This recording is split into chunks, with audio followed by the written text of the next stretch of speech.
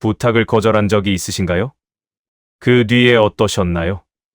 상대방은 그래요. 하고 금방 넘어갔는데 정작 나만 하루 종일 마음이 불편했던 적. 너무 매정하게 말한 건 아닐까? 기분 나빴으려나? 다음에 만나면 어색하지 않을까? 이런 생각들이 머릿속에서 빙글빙글 돌았던 적 있으시죠? 그런데 생각해보면 이상합니다. 거절당한 사람은 이미 다른 일을 하고 있는데 거절한 사람이 더 괴로운 겁니다. 왜 그럴까요? 혹시 이런 경험도 있으신가요? 모임에서 누군가 불편한 말을 했습니다. 속으로는 기분이 나빴는데 겉으로는 웃어줬습니다. 에이, 그런 뜻은 아니겠지. 분위기 깨면 안 되니까. 나만 참으면 되지. 그렇게 웃고 넘겼는데 집에 와서 자꾸 그 말이 떠올랐습니다. 그때 왜 아무 말도 못했을까? 왜 웃어줬을까? 나는 왜 늘 이럴까? 이런 질문들이 밤새 맴돌았던 적 있으신가요? 오늘 이 시간에는 이런 이야기를 해보려 합니다. 왜 우리는 좋은 사람이 되려고 그토록 애썼을까요? 왜 거절하고 나면 미안하고, 화를 내고 나면 후회하고, 내 편을 들고 나면 불안했을까요? 그리고 왜 그렇게 살아왔는데도 마음 한구석은 늘 허전했을까요? 어쩌면 우리가 좋은 사람이라고 불렀던 것은 진짜 좋은 사람이 아니었을지도 모릅니다. 그건 그냥 거절하지 못하는 사람이었을지도 모릅니다. 불편해도 웃는 사람이었을지도 모릅니다. 상대 감정을 먼저 책임지는 사람이었을지도 모릅니다. 늘 이해해야 하는 자리에 있던 사람이었을지도 모릅니다. 그래서 오늘은 조금 다른 이야기를 해보려 합니다. 이 영상은 이제 이기적으로 살아라 라고 말하는 영상이 아닙니다.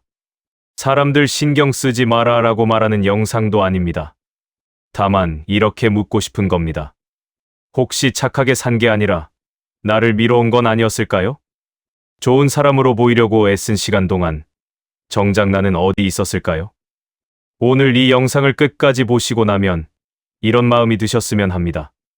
내가 나쁜 사람이 아니라 너무 오래 참아온 사람이었구나. 누군가에게 실망을 줘도 내 삶이 무너지는 건 아니네. 이제는 모두에게 설명하지 않아도 되겠다. 자, 그럼 천천히 시작해 보겠습니다. 먼저 과거로 돌아가 보겠습니다. 어렸을 때를 떠올려 보세요. 착한 아이라는 말을 들으면 기분이 어땠나요? 아마 뿌듯했을 겁니다. 부모님이 우리 아이는 착해라고 말하면 안심이 됐을 겁니다. 선생님이 이 학생은 말을 잘 들어요 라고 하면 인정받는 느낌이 들었을 겁니다. 그때부터였습니다. 우리는 배웠습니다. 착하면 사랑받는다. 말을 잘 들으면 인정받는다. 시키는 대로 하면 안전하다. 이건 나쁜 교육이 아니었습니다. 그 시대에는 그게 살아남는 방법이었으니까요. 그 시대는 개인보다 집단이 중요했고, 튀는 것보다 맞추는 게 안전했고, 자기 목소리를 내는 것보다 참는 게 미덕이었습니다. 그래서 우리는 착한 아이가 되었고, 착한 학생이 되었고, 착한 며느리가 되었고, 착한 직원이 되었고, 착한 엄마가 되었고, 착한 아빠가 되었습니다. 평생 착한 누군가로 살아온 겁니다. 그게 잘못된 걸까요? 아닙니다. 그때는 그게 최선이었습니다. 그렇게 하지 않으면 버틸 수 없었습니다. 관계를 유지하려면 맞춰야 했고, 가정을 지키려면 참아야 했고, 직장에서 살아남으려면 눈치를 봐야 했습니다. 그래서 좋은 사람이 된 겁니다. 선택이 아니라 생존이었습니다. 하지만 문제는 그 역할이 너무 오래됐다는 겁니다. 몸에 배어버린 겁니다. 이제는 그렇게 하지 않아도 되는 상황에서도 자동으로 그렇게 하게 됩니다. 거절해도 되는데 못합니다. 화내도 되는데 참습니다. 내 의견을 말해도 되는데 상대 눈치부터 봅니다. 왜 그럴까요? 평생 해온 역할이 갑자기 바뀌지 않기 때문입니다. 60년 동안 좋은 사람으로 살았는데 어느 날 갑자기 이제 안 그래도 돼라고 하면 몸이 따라가지 않습니다. 머리로는 알아도 마음이 불편합니다. 거절하고 나면 죄책감이 밀려옵니다. 내 편을 들고 나면 너무 이기적이었나 하는 생각이 듭니다. 이건 나약한 게 아닙니다. 이건 60년 동안 쌓인 습관입니다. 그리고 습관은 하루아침에 바뀌지 않습니다. 그래서 오늘 이 영상에서는 바꿔라라고 말하지 않겠습니다. 대신 이해하자고 말하겠습니다. 왜 우리가 이렇게 됐는지, 왜 거절이 어려운지, 왜 늘 미안한지, 이걸 이해하면 조금씩 달라질 수 있습니다. 여기서 한 가지 구분을 해야 합니다. 착함과 자기 소모는 다릅니다. 진짜 착함은 이런 겁니다. 내가 여유가 있을 때 기꺼이 나누는 것, 내가 괜찮을 때 상대를 배려하는 것, 내 마음에서 우러나서 도움을 주는 것, 이건 아름다운 겁니다. 이건 미덕입니다. 하지만 자기 소모는 다릅니다. 자기 소모는 이런 겁니다. 내가 힘든데도 상대를 먼저 챙기는 것, 내가 불편한데도 웃으며 넘기는 것, 내 마음은 싫다고 하는데 입으로는 괜찮아라고 말하는 것, 이건 착함이 아닙니다. 이건 자기를 갈아 넣는 겁니다. 문제는 이 둘이 겉으로는 똑같이 보인다는 겁니다. 둘 다 상대에게 친절하고, 둘 다 도움을 주고, 둘 다 좋은 사람처럼 보입니다. 하지만 안에서 일어나는 일은 완전히 다릅니다. 진짜 착함은 나를 채운 뒤에 나누는 겁니다. 자기 소모는 나를 비우면서 주는 겁니다. 그래서 진짜 착함은 지속됩니다. 하지만 자기 소모는 결국 바닥이 납니다. 60년을 살면서 우리는 얼마나 많이 자기를 소모했을까요? 얼마나 많이 괜찮아라고 말하면서 사실은 괜찮지 않았을까요? 얼마나 많이 웃으면서 속으로는 울고 있었을까요? 이 질문을 드리는 이유는 과거를 후회하게 하려는 게 아닙니다. 다만 이제부터는 구분하자는 겁니다. 이건 내가 진심으로 하고 싶은 건가? 아니면 상대 눈치 때문에 하는 건가? 이건 내 여유에서 나오는 건가? 아니면 내 불안에서 나오는 건가? 이 질문을 스스로에게 던지면 조금씩 보이기 시작합니다. 내가 진짜 착한 건지 아니면 자기를 소모하고 있는 건지. 여기서 철학자 쇼펜하우어의 이야기를 해보겠습니다. 쇼펜하우어는 19세기 독일의 철학자입니다. 그는 인간의 본성에 대해 매우 솔직하게 썼습니다. 때로는 너무 솔직해서 불편할 정도로요. 그가 한 말 중에 이런 게 있습니다. 인간에게는 세 가지 근본적인 욕구가 있다. 첫째는 살고 싶은 욕구, 둘째는 즐기고 싶은 욕구, 셋째는 인정받고 싶은 욕구다. 살고 싶은 욕구, 즐기고 싶은 욕구. 이건 이해가 됩니다. 그런데 인정받고 싶은 욕구가 세 번째로 중요하다니. 쇼펜하우어는 이 인정 욕구에 대해 이렇게 설명합니다. 인정 욕구는 인간을 가장 쉽게 조종할 수 있는 고리다. 인정받고 싶은 마음이 강할수록 타인의 평가에 휘둘리게 된다. 이 말을 노년의 삶에 적용해보면 이런 뜻이 됩니다. 우리가 좋은 사람이 되려고 애쓴 이유는 인정받고 싶었기 때문입니다. 착한 사람이네라는 평가를 듣고 싶었고, 믿을 수 있는 사람이야라는 인정을 받고 싶었고, 저 사람은 괜찮아라는 신뢰를 얻고 싶었습니다. 이건 자연스러운 겁니다. 인간이라면 누구나 인정받고 싶습니다. 문제는 이 욕구가 너무 커지면 고통이 된다는 겁니다. 인정받고 싶은 마음이 크면 거절이 어려워집니다. 거절하면 나를 나쁘게 볼까봐. 인정받고 싶은 마음이 크면 내 의견을 말하기 어려워집니다. 내 생각을 말하면 이상하게 볼까봐. 인정받고 싶은 마음이 크면 불편해도 참게 됩니다. 여기서 뭐라고 하면 분위기 깨는 사람 될까봐. 결국 인정받고 싶은 마음이 나를 조종하는 겁니다. 내가 하고 싶은 대로 사는 게 아니라 남들이 원하는 대로 살게 되는 겁니다. 쇼펜하우어는 이렇게도 말했습니다.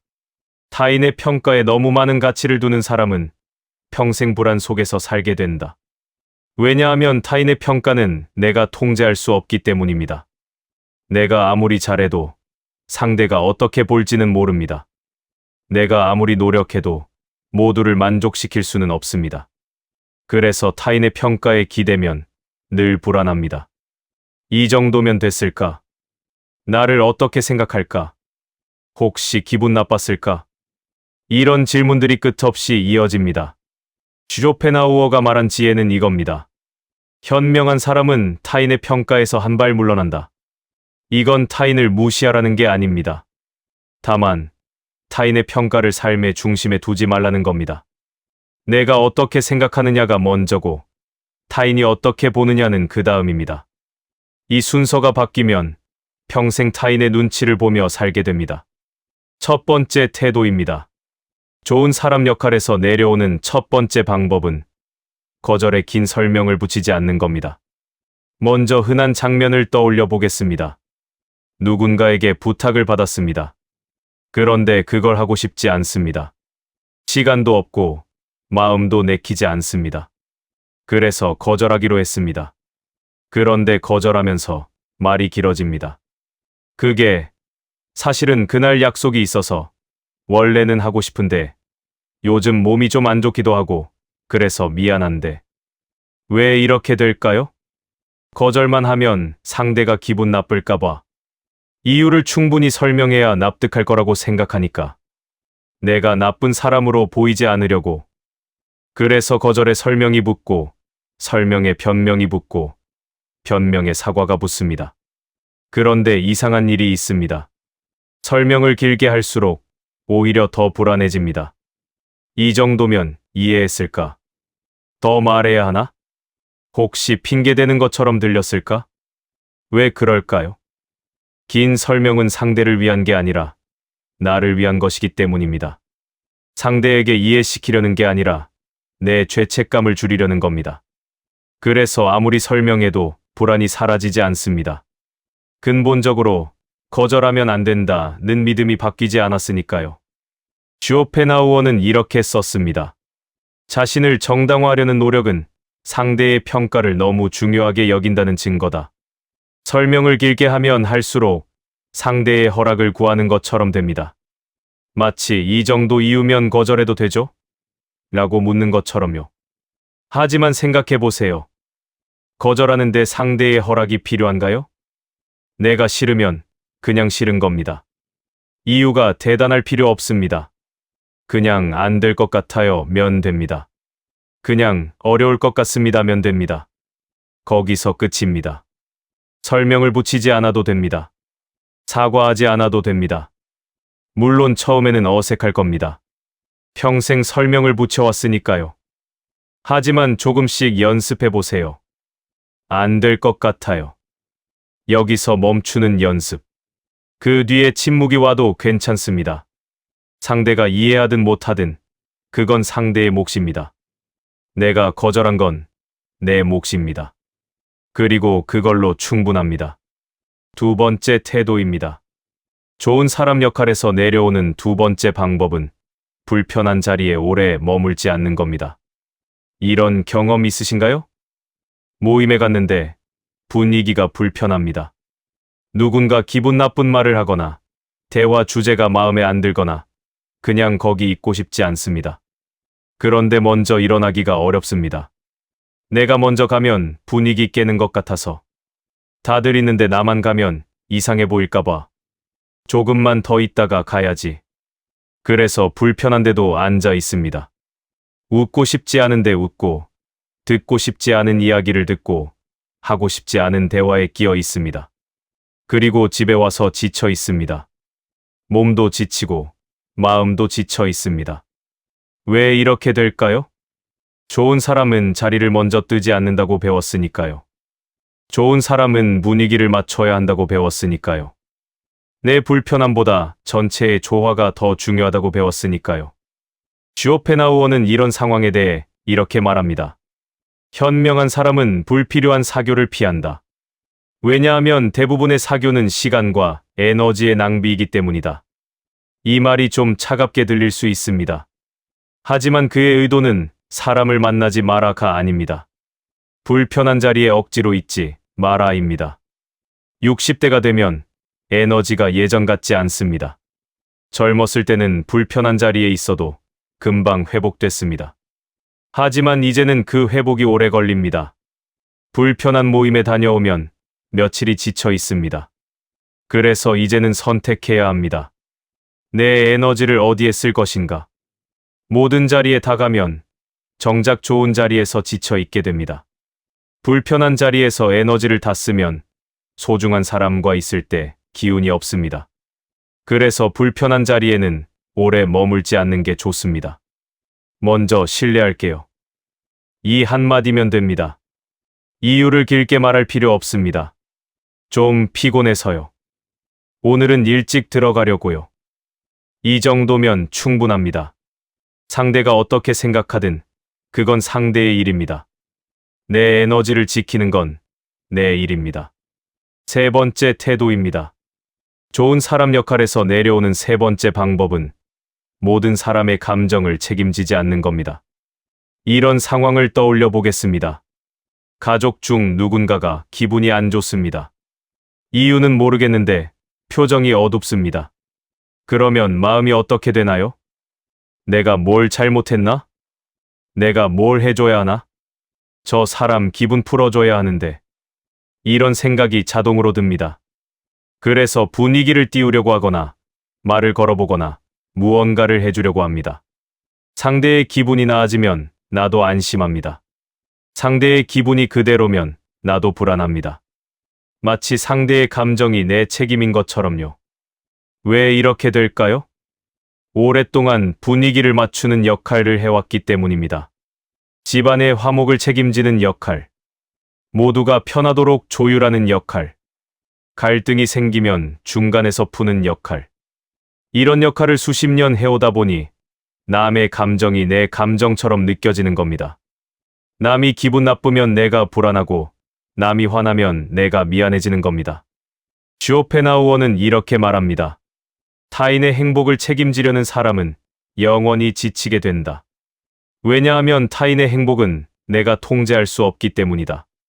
생각해보면 그렇습니다. 상대의 기분은 상대의 것입니다. 내가 아무리 노력해도 상대 마음을 바꿀 수는 없습니다. 상대가 기분 나쁜 건 수십 가지 이유가 있을 수 있습니다. 일이 안 풀려서, 몸이 아파서, 어젯밤 잠을 못 자서. 그중 대부분은 나와 상관없는 일입니다. 그런데 내가 뭘 잘못했나라고 생각하면 없는 책임을 짊어지는 겁니다. 그러면 지칩니다. 그래서 이제는 구분해야 합니다. 이건 내 감정인가? 상대의 감정인가? 상대의 감정이라면 상대에게 맡겨야 합니다. 내가 해결해 줄 수 있는 게 아닙니다. 물론 가까운 사람이 힘들면 곁에 있어 줄 수는 있습니다. 하지만 그 사람의 감정을 책임지는 것과 곁에 있어주는 것은 다릅니다. 책임지려고 하면 내가 지칩니다. 곁에 있어주면 서로가 편합니다. 이 차이를 알면 관계가 훨씬 편해집니다. 네 번째 태도입니다. 좋은 사람 역할에서 내려오는 네 번째 방법은 이해받으려고 애쓰지 않는 겁니다. 이런 경험 있으신가요? 내가 한 행동에 대해 누군가 오해를 했습니다. 내 의도는 그게 아니었는데 상대는 다르게 받아들였습니다. 그러면 마음이 어떻게 되나요? 답답합니다. 아니, 내 말은 그게 아니었는데 왜 그렇게 받아들이지? 설명해야 하나? 그래서 긴 설명을 합니다. 그때 내가 그랬던 건 이런 이유가 있어서였고 사실은 이런 마음이었고 그러니까 오해하지 마. 설명을 다 하고 나면 상대가 이해했을까요? 어떤 경우는 이해합니다. 하지만 어떤 경우는 그래도 못 믿습니다. 그러면 더 답답해집니다. 왜 이렇게 될까요? 모든 사람에게 이해받고 싶기 때문입니다. 나를 오해하는 사람이 있으면 불안하기 때문입니다. 저 사람은 나를 나쁘게 생각하고 있어 라는 게 견디기 어렵기 때문입니다. 쇼펜하우어는 이렇게 말합니다.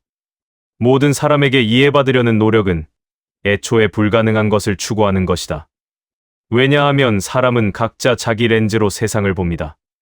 내가 아무리 설명해도 상대가 자기 렌즈를 바꾸지 않으면 이해하지 못합니다. 그리고 상대가 렌즈를 바꿀지 말지는 상대가 결정하는 겁니다. 내가 통제할 수 있는 게 아닙니다. 그래서 이해받으려고 애쓰면 끝이 없습니다. 한 사람이 이해하면 또 다른 사람이 오해합니다. 그 사람에게도 설명하고 또 다른 사람에게도 설명하고 평생 설명만 하다가 지칩니다. 60대가 되면 이런 에너지가 아깝습니다. 남은 시간에 할 일이 많은데 이해받으려고 애쓰는데 시간을 쓰기엔 아깝습니다. 그래서 이제는 이렇게 생각해도 됩니다. 이해하는 사람은 하고 못하는 사람은 안 해도 된다. 내 의도는 나만 알면 된다. 모든 사람에게 설명할 필요 없다. 이게 무례한 걸까요? 아닙니다. 이건 자기 에너지를 지키는 겁니다. 이해해주는 사람은 소중히 여기고 이해 못하는 사람은 그냥 두는 겁니다. 그러면 훨씬 편해집니다. 5번째, 마지막 태도입니다. 좋은 사람 역할에서 내려오는 마지막 방법은 관계를 내 기준으로 정리하는 겁니다. 60년을 살면 관계가 많이 쌓입니다. 가족, 친척, 친구, 동료, 이웃, 지인. 어떤 관계는 소중합니다. 어떤 관계는 편합니다. 하지만 어떤 관계는 솔직히 말해서 피곤합니다. 만나면 기운이 빠지는 사람, 연락 오면 한숨부터 나오는 사람, 있으면 불편한데 관계를 끊기는 애매한 사람. 이런 관계들이 있습니다. 그런데 이런 관계도 유지해야 할까요? 그래도 오래 알았으니까. 관계를 끊으면 나쁜 사람 되는 것 같아서. 주변에서 뭐라고 할까봐. 이런 이유로 피곤한 관계를 유지하고 있다면 한번 생각해 보시겠습니다. 그 관계가 나에게 뭘 주고 있나요? 기쁨, 위로, 아니면 피로? 죄책감. 쇼펜하우어는 이렇게 말합니다. 모든 관계를 유지하려는 사람은 어떤 관계도 제대로 유지하지 못한다. 에너지는 한정되어 있습니다. 모든 관계의 에너지를 똑같이 쓰면 정작 소중한 관계에 쓸 에너지가 부족해집니다. 피곤한 관계에 에너지를 쓰느라 좋은 관계를 소홀히 하게 됩니다. 그래서 이제는 정리가 필요합니다. 이건 관계를 끊으라는 게 아닙니다. 거리를 조절하라는 겁니다. 가까이 두고 싶은 관계는 가까이, 멀리 두고 싶은 관계는 멀리. 이 거리를 상대가 정하는 게 아니라 내가 정하는 겁니다. 상대가 자주 연락해도 내가 멀리 두고 싶으면 멀리 둘 수 있습니다. 상대가 서운해해도 내가 편한 거리를 유지할 수 있습니다. 이게 나쁜 건가요? 아닙니다. 이건 자기 보호입니다. 60대가 되면 남은 시간이 보입니다. 그 시간을 누구와 보낼 것인가? 이건 중요한 선택입니다. 피곤한 사람과 의무적으로 만나느라 시간을 쓸 건가요? 아니면 편한 사람과 좋은 시간을 보낼 건가요? 이 선택은 나만 할 수 있습니다. 그리고 이제 그 선택을 해도 됩니다. 여기서 걱정이 드실 수 있습니다. 내가 이렇게 달라지면 사람들이 떠나지 않을까? 착하지 않으면 외로워지지 않을까?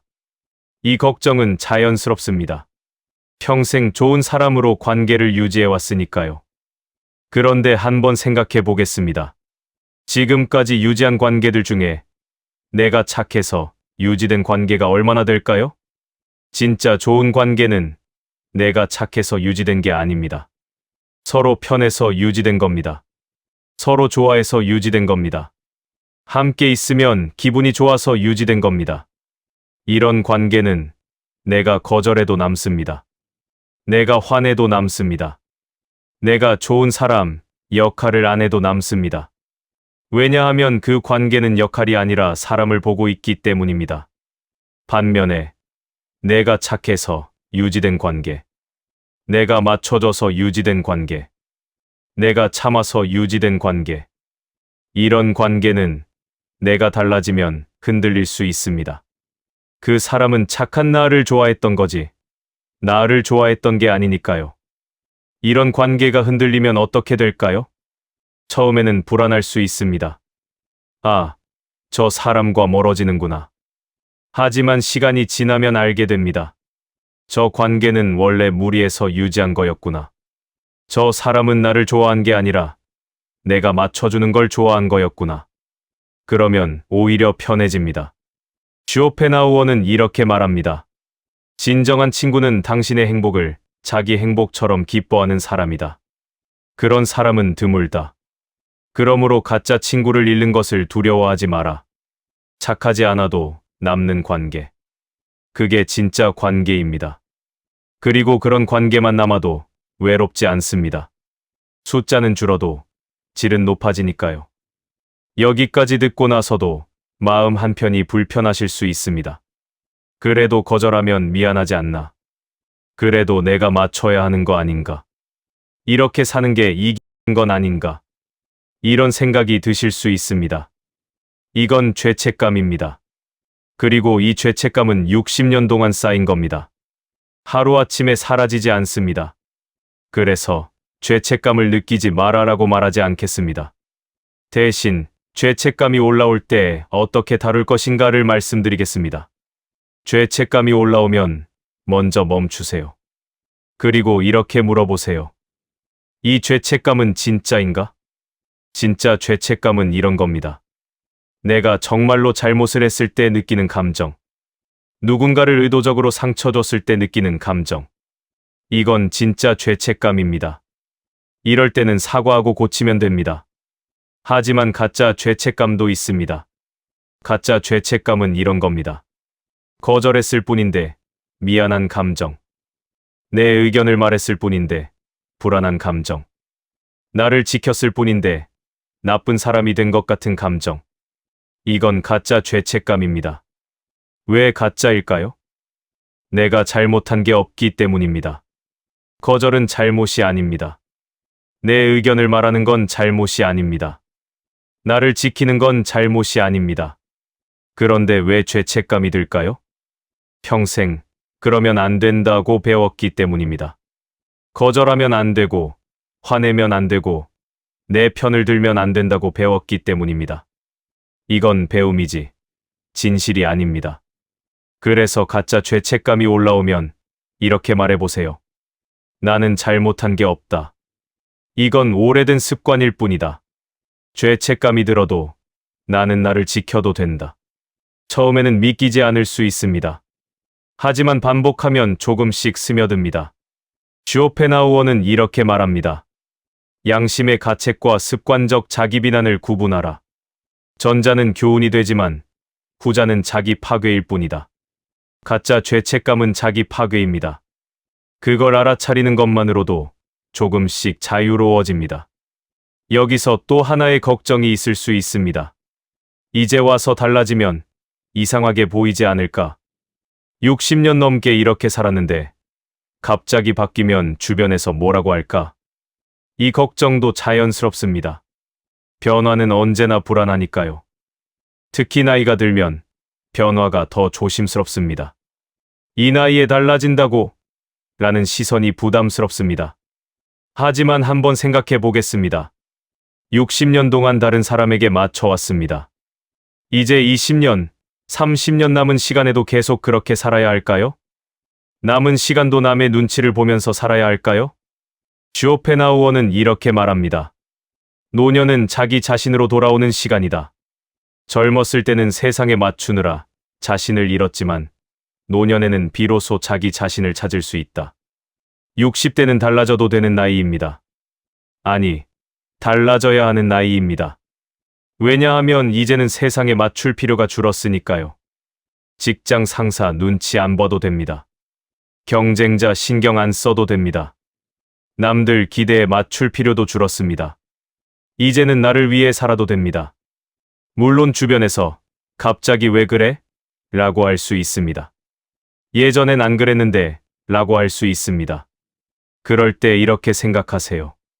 그래, 예전엔 안 그랬지. 하지만 이제는 이렇게 살기로 했어. 설명할 필요 없습니다. 이해시킬 필요 없습니다. 그냥 달라지면 됩니다. 처음에는 주변이 어색해할 수 있지만 시간이 지나면 적응합니다. 그리고 진짜 나를 좋아하는 사람들은 달라진 나도 받아들입니다. 이제 정리를 해보겠습니다. 오늘 긴 시간 동안 좋은 사람 역할에서 내려오는 방법을 이야기했습니다. 거절에 긴 설명을 붙이지 않는 것, 불편한 자리에 오래 머물지 않는 것, 모든 사람의 감정을 책임지지 않는 것, 이해받으려고 애쓰지 않는 것, 관계를 내 기준으로 정리하는 것. 이 5가지를 한 문장으로 요약하면 이렇습니다. 나를 소모하지 않는 쪽을 선택해도 된다. 여기서 중요한 건 선택해도 된다입니다. 선택하라가 아닙니다. 여전히 거절이 어려우시면 괜찮습니다. 여전히 맞춰주고 싶으시면 괜찮습니다. 다만 그게 해야 해서가 아니라 하고 싶어서이길 바랍니다. 의무가 아니라 선택이길 바랍니다. 쇼펜하우어는 이렇게 말합니다. 자유란 원하는 것을 하는 것이 아니라 원하지 않는 것을 하지 않는 것이다. 원하지 않는데 억지로 하는 것. 그게 자유가 없는 삶입니다. 원하지 않으면 안 해도 되는 것. 그게 자유가 있는 삶입니다. 이제 그 자유를 가져도 됩니다. 좋은 사람이 아니어도 괜찮습니다. 왜냐하면 좋은 사람이 아니라고 해서 나쁜 사람이 되는 게 아니니까요. 그냥 나를 지키는 사람이 되는 겁니다. 그리고 나를 지키는 사람은 결국 더 좋은 관계를 맺게 됩니다. 왜냐하면 억지로 맞추지 않으니까 진짜로 편한 관계만 남으니까요. 마지막으로 한 가지만 말씀드리고 싶습니다. 60년 넘게 좋은 사람으로 살아오셨습니다. 그건 잘못이 아니었습니다. 그건 살아남기 위한 방식이었습니다. 그때는 그게 최선이었습니다. 그래서 과거를 후회하실 필요 없습니다. 왜 그렇게 살았을까? 라고 자책하실 필요 없습니다. 그때의 나는 그렇게 하지 않으면 버틸 수 없었습니다. 그래서 그렇게 한 겁니다. 그건 약함이 아니라 생존이었습니다. 하지만 이제는 다릅니다. 이제는 다른 방식을 선택해도 됩니다. 거절해도 되고, 화내도 되고, 내 편을 들어도 됩니다. 불편한 자리를 피해도 되고, 모든 사람을 만족시키지 않아도 됩니다. 이제는 나를 먼저 놓지 않아도 됩니다. 평생 남을 먼저 챙겼으니까, 이제는 나를 먼저 챙겨도 됩니다. 평생 남에게 친절했으니까, 이제는 나에게 친절해도 됩니다. 쇼펜하우어는 말년에 이렇게 썼습니다. 나는 오랜 시간이 걸려서야 깨달았다. 타인의 기대에 맞추는 삶이 아니라 자기 본성에 맞는 삶을 사는 것이 진정한 지혜라는 것을. 이제 그 지혜를 가져도 됩니다. 모두에게 좋은 사람일 필요는 없습니다. 모두를 만족시킬 필요는 없습니다. 모두에게 이해받을 필요는 없습니다. 이제는 나에게 좋은 사람이면 됩니다. 나를 만족시키면 됩니다. 나를 이해하면 됩니다. 그것만으로 충분합니다. 오늘 영상은 여기서 마칩니다. 긴 시간 함께 해주셔서 감사합니다.